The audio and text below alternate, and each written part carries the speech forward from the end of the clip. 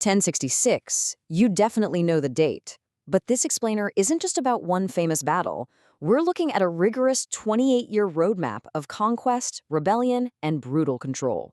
So here's our strict game plan to tackle this topic. First, crisis and the conquest. Second, securing the new kingdom. Third, reshaping Norman England. And finally, we'll zoom out for the big picture. Let's dive in. Section 1. Crisis and the Conquest. The end of an era. Okay, so before the swords were even drawn, Anglo-Saxon England was actually a highly stable state. But that completely went out the window in 1066, when King Edward the Confessor died without leaving a clear heir. Harold Godwinson was quickly crowned king, but he instantly faced three incredibly credible rivals. You had William of Normandy, Harald Hardrada of Norway, and Edgar the Etheling. Now, Harold actually managed to defeat Hardrada up north at Stamford Bridge, but then he immediately had to force march his utterly exhausted troops all the way back south to face William. And that brings us to the Battle of Hastings. Notice the clash of two entirely different military machines here.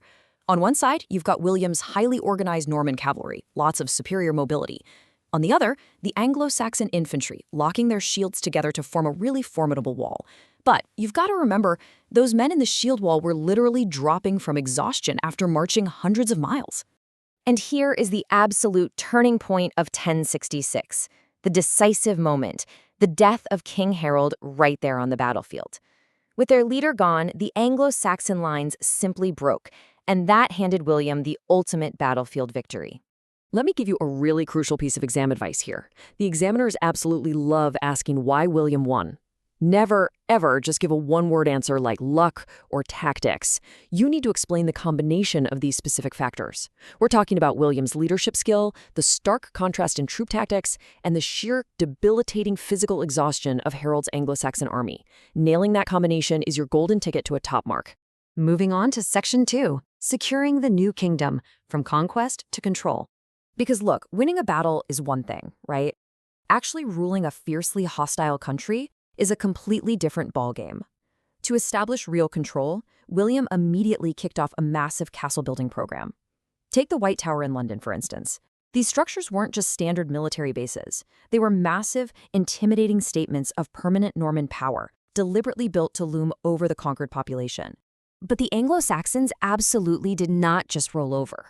Resistance flared up constantly. You've got the Earls Edwin and Morcar revolting in 1068. Then Edgar the Etheling rallies the north in 1069, followed by Hereward the Wake's very famous rebellion in 1070. And get this, it wasn't just the conquered fighting back. The revolt of the Earls in 1075 proves that even the Norman elite rebelled against William.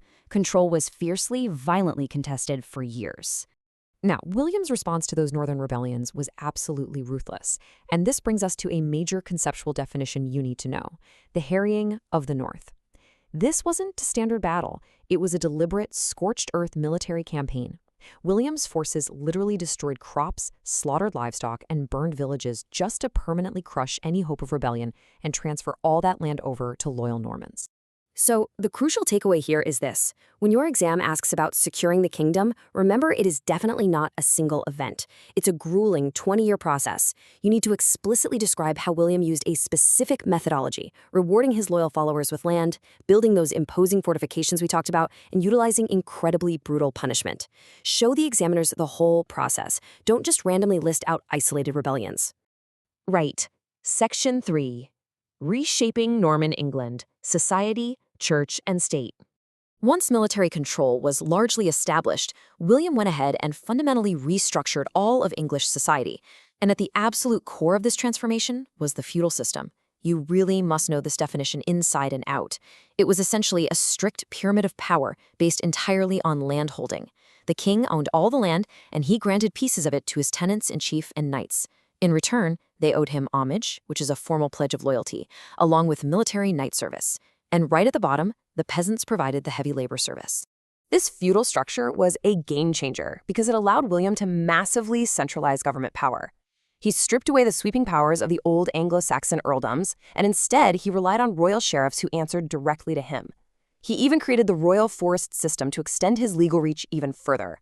He also totally Normanized the church, replacing independent Anglo-Saxon leaders like Archbishop Stigand with fiercely loyal Normans like Archbishop Lanfranc. Although to be fair, he still ended up clashing with his own half-brother, Bishop Odo, and his son Robert along the way. Now, the grand climax of all this crazy organization was the Domesday Book, commissioned in 1086. William literally sent assessors across the entire country to record exactly who owned what piece of land, right down to the last pig and plow. This wasn't merely a book, guys. It was a monumental, physical display of the government's unprecedented administrative reach and its financial power. Which leads me to another vital piece of exam advice. The Domesday Book is quite literally your single best piece of evidence when you are arguing about how effectively William controlled England. Use this specific document in your exam to prove the sheer ambition, the thoroughness, and the inescapable grip of this new Norman state. Finally, Section 4, the big picture, connecting the narrative. To really truly master this subject for your GCSEs, we need to connect the dots. History is literally all about cause and effect. Just look at this logical sequence we've built. The succession crisis directly caused the invasion. The success of that invasion demanded secure control. The repeated, fierce resistance necessitated those brutal responses, like the harrying of the North. And finally, managing all of that massive resistance is exactly why the Norman government had to become so deeply centralized and thorough.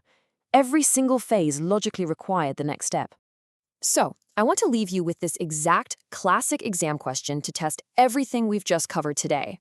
Explain why William I was able to secure control of England by 1087. Think about it chronologically and causally.